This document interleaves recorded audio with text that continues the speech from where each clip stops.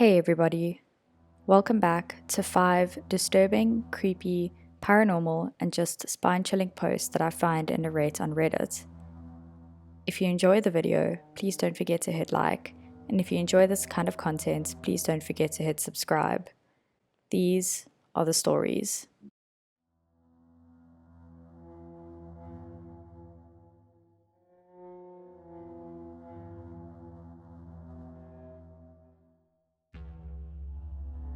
Reddit. I feel like I'm about to lose my mind.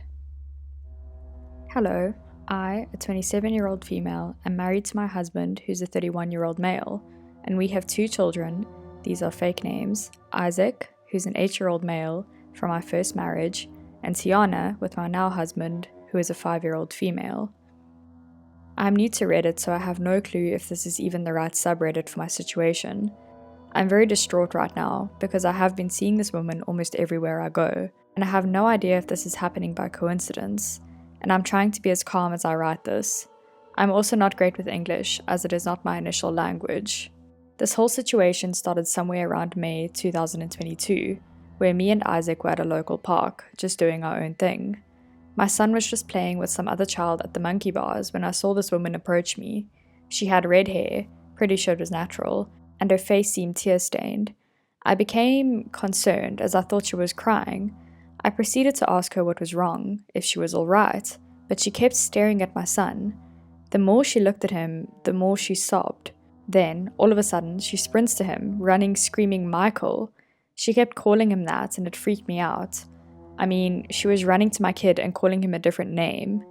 My son and the other child got scared, and I approached them before she did, as I was faster than her. I then screamed at her to get lost, but she just stood there as I held my son, and she seemed pretty enraged. She then muttered some things, but I could not hear her as she stomped away.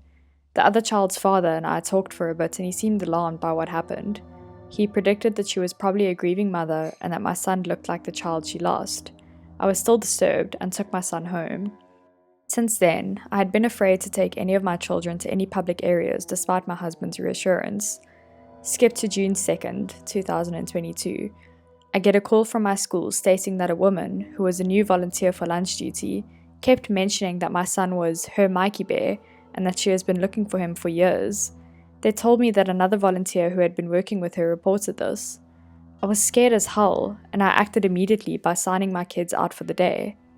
When I called the school the next day, I was informed she was no longer there, so I became pretty freaked out. Skip to last week, which was July 13th, 2022. It was Tiana's 5th birthday, and we decided to host it at a park in my in-laws' hometown. Everything went well, although I was paranoid. It was then somewhere around 9 p.m. when we began tidying up, and as I looked at many oak trees behind me, I could have sworn I saw her. I screamed at the top of my lungs and started chasing after her, but she somehow got away. Ever since then, I have not seen her, but I feel like this is not the end of it. Reddit, I have no idea if this is the correct subreddit for this, and I'm seriously considering homeschooling my children because of what has happened.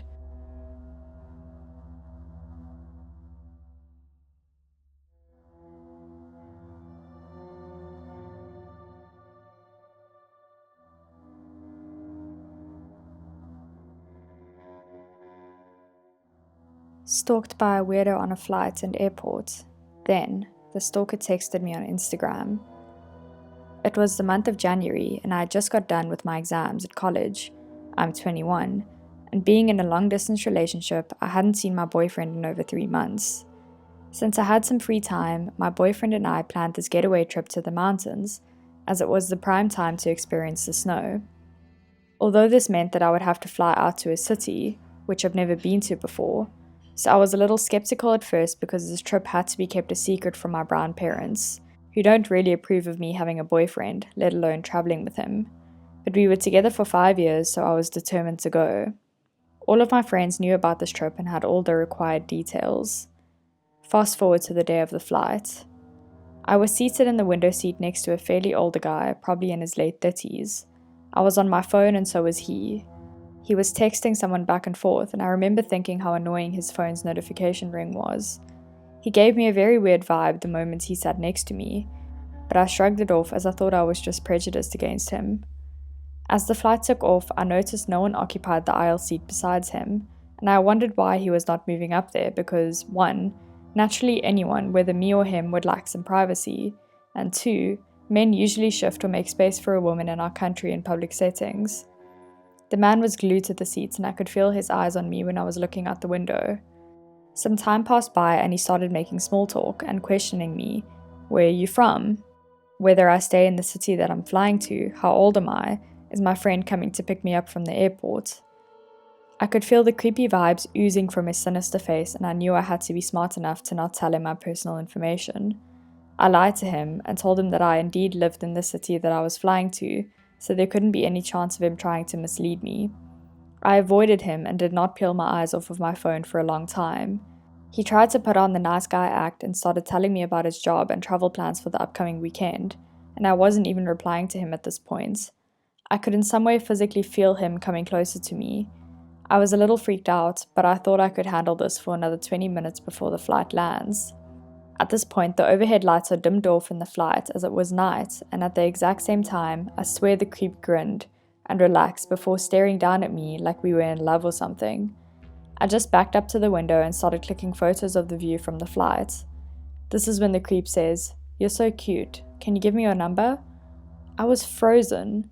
He was inches away from my face. "No, that's weird," I replied, not being too angry about it considering he could be a psycho killer. "Give me your Instagram then."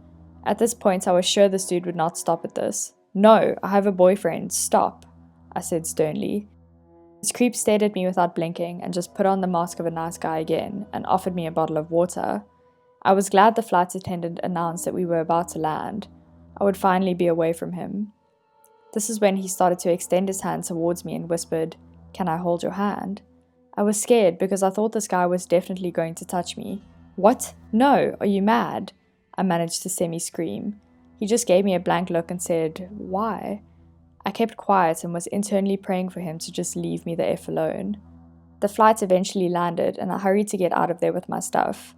I turned back a few times and I could see that he was pointing towards me and his friends smiling and staring at me.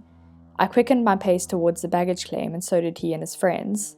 I started texting my boyfriend frantically and he told me to stay calm and just get out of the airport as quick as possible, without him catching up on me.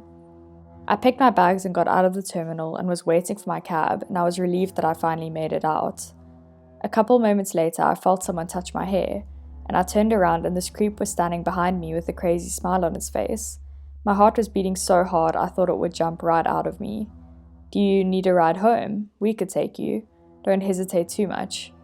Without saying anything, I picked my bags up and walked closer to a family with kids and asked if they could accompany me to the parking lot where my Uber was waiting for me. I told them the entire ordeal and how the weirdo wouldn't leave me alone. They accompanied me and waited until I was gone. I thanked them profusely. The weirdo kept staring at me with his cold eyes and sunken cheeks as my Uber drove past him. He thankfully didn't follow me or anything. I finally reached my boyfriend safely. The trip went smooth. I didn't think about this incident much because it was just a blur now.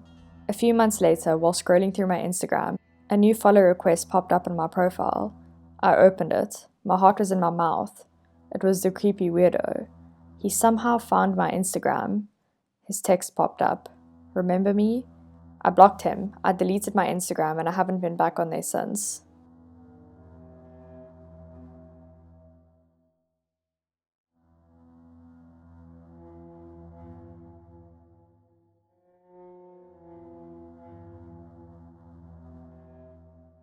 Home alone in a new house, but I keep hallucinating a man is here with me. Hi everyone. Just like the title said, I've been in my family's new house alone for a few weeks now. My family moved here about 3 weeks ago. It's a really cool house. It's pretty spacious for where it's at. It's got cool features like super nice Wi-Fi, a pool with a slide, and a door system with a passcode lock. It's by far the coolest house I've ever lived in. Anyways, I haven't had a lot of irrational fear in my life. I believe in ghosts and spirits, but I've never had first-hand encounters with them.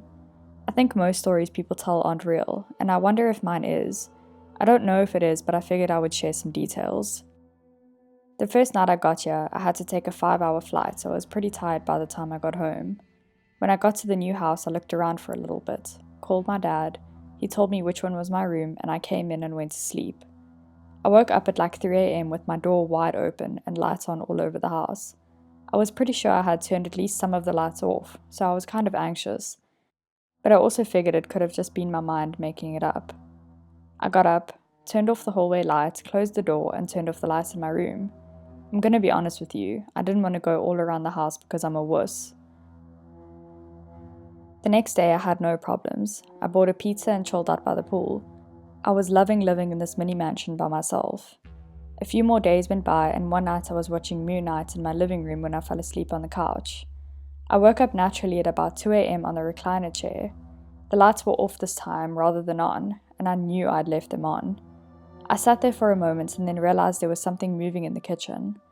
I watched in terror as I saw a bald man walking across the kitchen.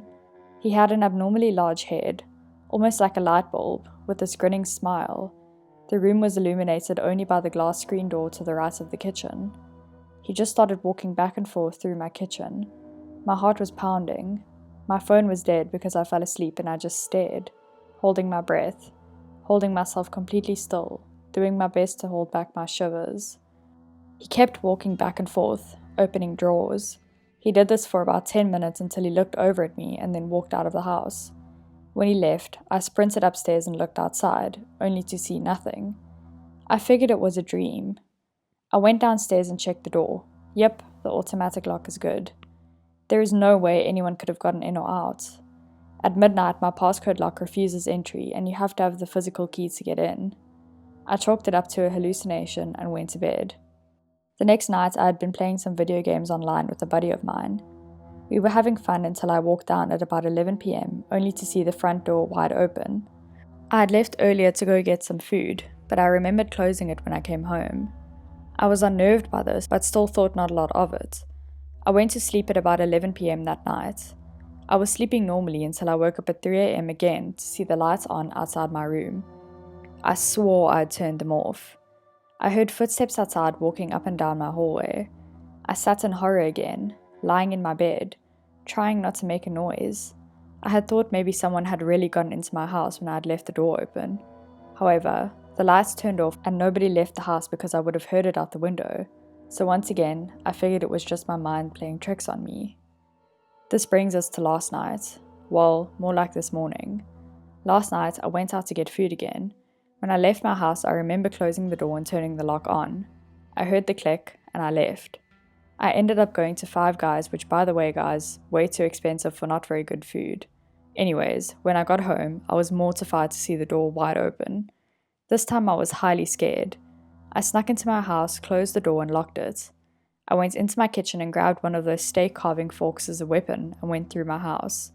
I checked each room, turned on all the lights, and made sure no one could get out. I called my dad. No good, he didn't pick up. He is in New York, so he was already asleep. I hung out and waited for a while and figured I was just crazy again. I went upstairs and after an hour on my phone I fell asleep. This morning I woke up in a rush and saw the man standing in my doorway, staring at me, only to sprint away when I got up to chase him. I got up and grabbed the steak fork again and ran after him down the hall, for there to be nothing there. This is what prompted me to write this. I saw him in broad daylight and he responded to me following him and threatening him. I figure he is not real, something my mind is making up because I'm here alone. But has anyone had hallucinations like this? What do I do to stop having these?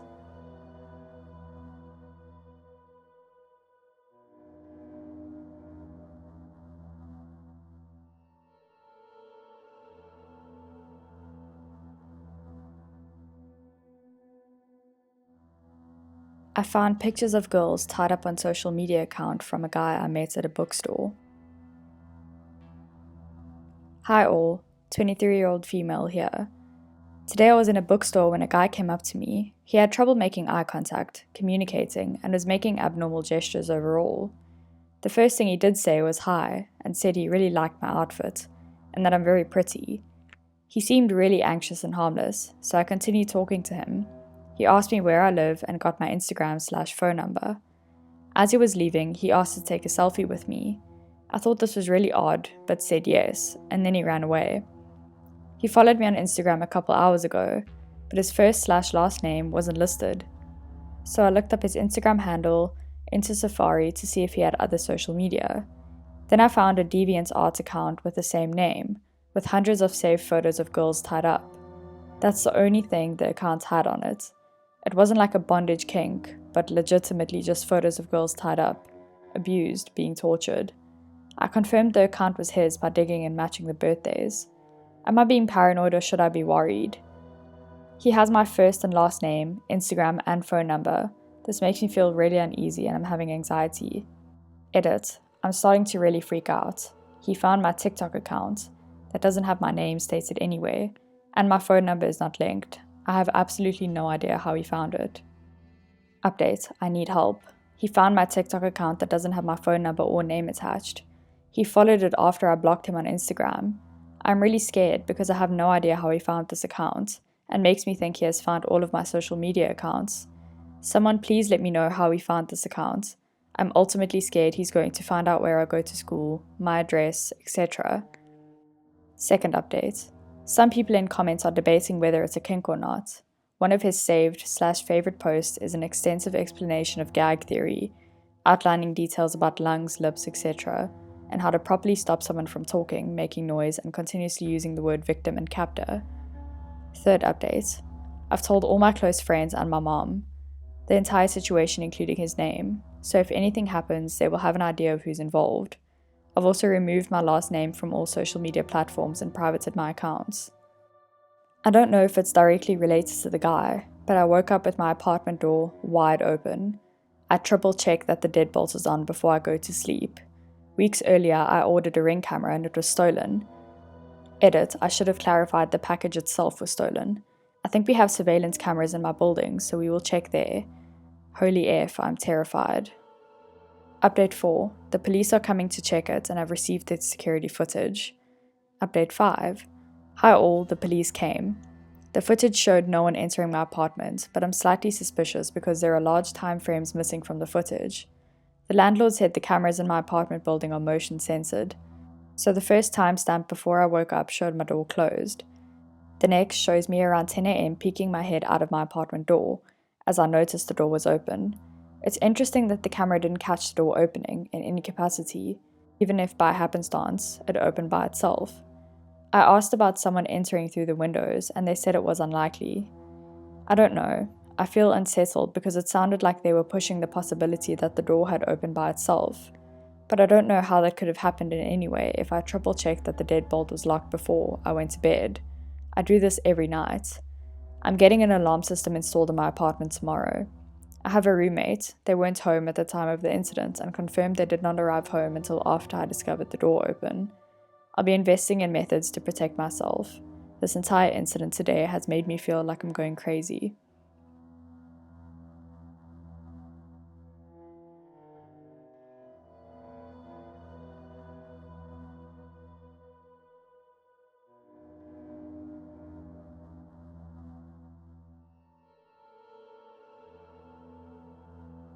The office in the middle of nowhere.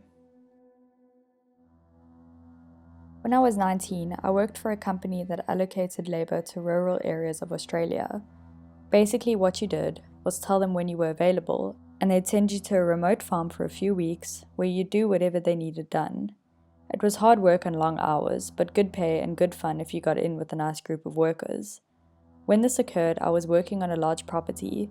I was told it covered roughly the same landmass as the state of Maryland in USA, about 9 hours from Sydney City, and the property itself was about 40 minutes from the nearest town. In short, it was the middle of nowhere. I was working at the farm clearing bushland with 3 other guys, my age, from the city. Our boss was a guy called Jeremy who owned the farm and supervised us while helping out with the work. He was pretty laid back and was generally really good to us. This summer in particular was very hot, and the work was hard. So one day when the temperature hit about 38 degrees Celsius, which is about 100 degrees Fahrenheit, Jeremy decided to give us the afternoon off. He said he knew of a waterhole on the farm about a 25-minute drive north. I was keen for a swim, but the other guys just wanted to relax for the afternoon. So him and I hopped in one of the work trucks and started heading across the property. It was mostly wide, empty expanses with a few clumps of scattered bushland. Jeremy wasn't much of a talker, so we drove more or less in silence. After about 20 minutes, however, he suddenly perked up and jabbed me in the ribs. "Do you see that over there, beneath the 2 dead trees?" I should mention here that if you're not familiar with the inland areas, particularly those in Australia, they are brown or red and mostly flat and bland, meaning any bright colours stick out like a sore thumb. So you can imagine our surprise when we could see a large blue angular structure far off in the distance. We steered in its direction, and as we got closer, we realized it was a huge blue shipping container just sitting in the middle of nowhere. Jeremy was perplexed. I asked him if he knew what it was, but he obviously didn't. He said he hadn't seen it when he drove through the same area about 5 weeks before, and he wanted to go see what it was. Initially, we pulled to a stop about 100 meters away from it. At this stage, I had a really bad feeling. The whole thing wasn't right. It's hard to explain, but if you can imagine seeing such a foreign object in the middle of a huge barren expanse, it had to be something weird. Jeremy, however, wanted to investigate, which I understood, given it was his property, but in truth I was really anxious. As we got closer, things got even more bizarre. There was a big diesel generator behind it, thumping away, and a CCTV camera on each side, all motion activated, so they buzzed from side to side, following us as we moved around. I tried to reason with Jeremy, something along the lines of, "With all this security, someone obviously doesn't want us here, let's just go." He brushed me off, however, reminding me it was his farm, and whoever had put this here was trespassing, so he wanted to go inside. Despite all the surveillance, there was only a small padlock on the huge door. We had some bolt cutters in his toolbox, and after a bit of a struggle, we broke the lock and went inside. The first thing I noticed was the rush of cold air as we got in. The place was air-conditioned, which I must admit was quite pleasant on such a hot day. We searched around for a light switch, but I could already see this was some sort of IT setup. There were flashing LEDs all around the place and the sort of hum you hear when a hard drive is working hard. When we finally switched on the lights, we could see a sophisticated, albeit somewhat cluttered, office setup.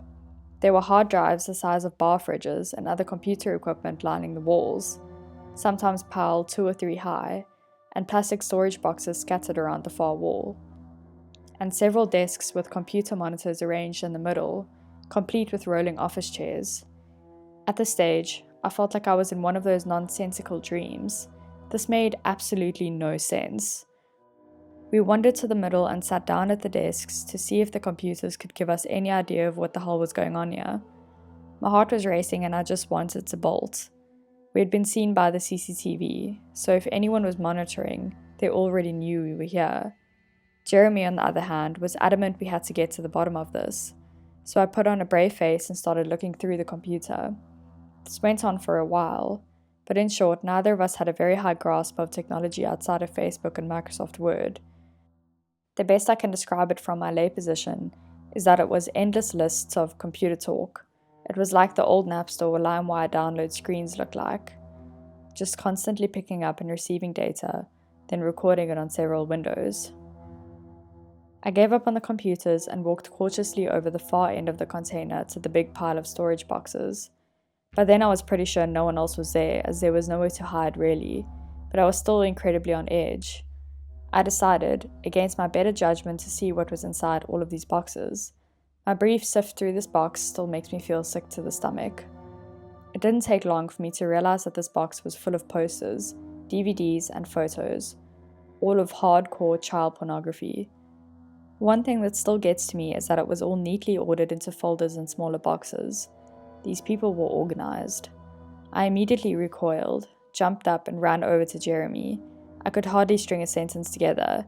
I said something to the effect of, "Mate, get out, child stuff, go, get the F up." I dragged him out, composed myself, and managed to explain what I saw. We jumped back into the truck and sped back to the house. The farm had no mobile phone reception, and we hadn't bought the satellite phone, so we had to get back to the landline to call the police.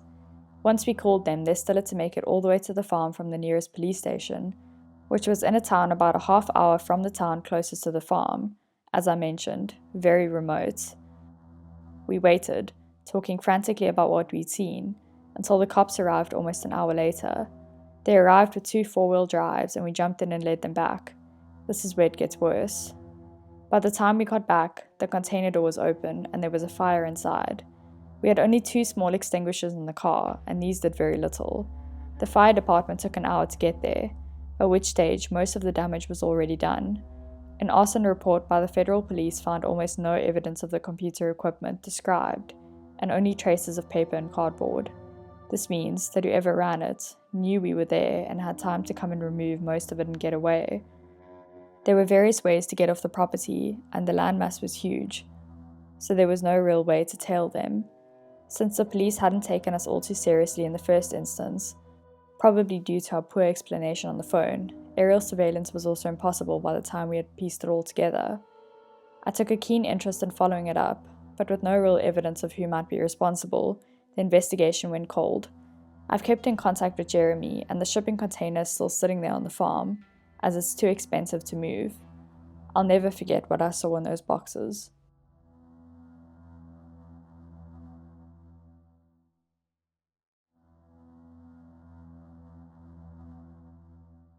Thank you so much for joining me again for another video.